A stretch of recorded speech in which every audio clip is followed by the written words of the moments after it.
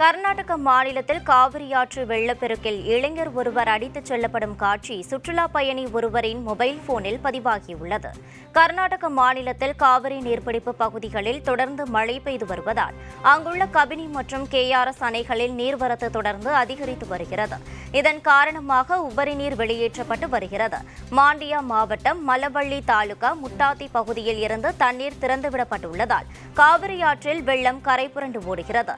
இந்நிலையில் காவிரி ஆற்றில் குளிக்க சென்ற இளைஞர் ஒருவர் வெள்ளத்தில் அடித்துச் செல்லப்பட்டார். அடையாளம் தெரியாத அந்த இளைஞர் ஆற்று நீரில் அடித்துச் செல்லப்படும் நெஞ்சை பதற வைக்கும் காட்சியை சுற்றுலா பயணி ஒருவர் தனது செல்போனில் பதிவு செய்துள்ளார். அந்த வீடியோ காட்சி தற்போது வெளியாகியுள்ளது.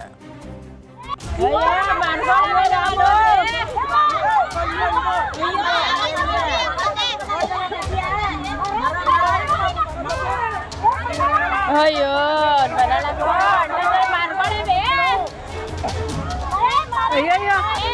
ಮರ ಬಿಟ್ಬಿಟ್ಟು ಹೊಂಟೋದ